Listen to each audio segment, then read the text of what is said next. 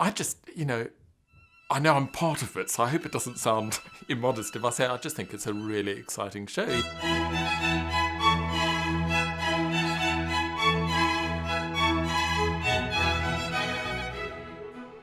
Every time I do this program, we start out with this wonderful CHARPENTIER Te Deum with Crispian blazing away on the trumpet.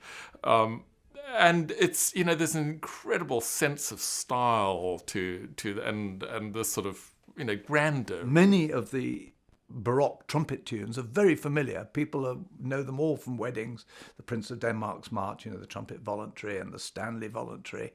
And this time we're doing some a wonderful set of pieces by Henry Purcell, who's probably my favourite composer. And I've put together a little suite which lasts about 9 minutes of some of the best of his stuff.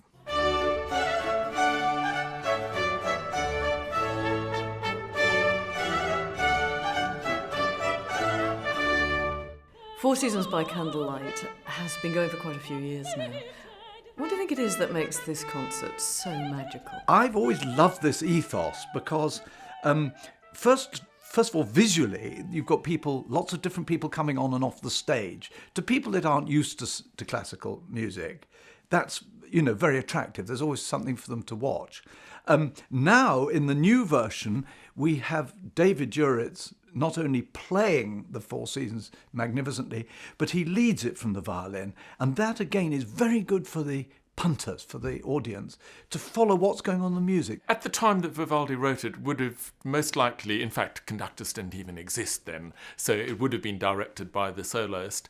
I've played the Four Seasons a great many times with conductors and without conductors, and while it's very nice to have a good conductor to work with, there's a sort of immediacy to directing the orchestra yourself, because you can, if you get an idea, you can just, you can act on it immediately and the orchestra responds, and it just makes for a very, very exciting performance.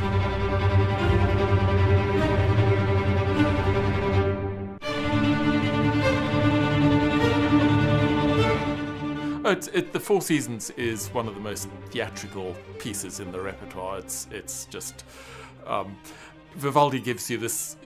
It's like a sort of canvas that you've got all sorts of ideas, and in fact, in the score, he writes in that one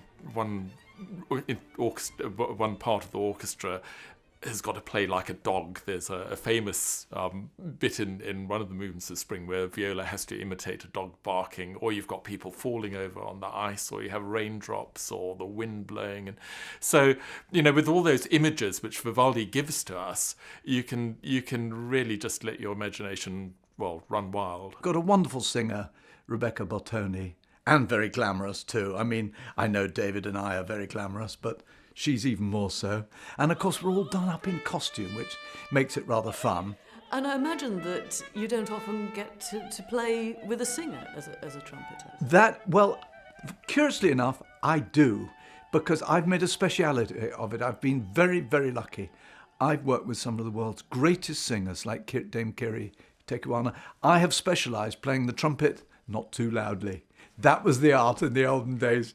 One of the things I always wish about this tour is that we could actually bring the audience backstage with us, because, the costumes look wonderful, but I really think they bring something else, because the musicians, you put your wig on and you put all these clothes on. The clothes are incredibly flamboyant, and you can almost see, as the orchestra are getting ready, everyone, their personalities just become a little bit more flamboyant. And I think that actually does really translate into the play. And it's in a candlelit style setting, so it looks exactly right for the period.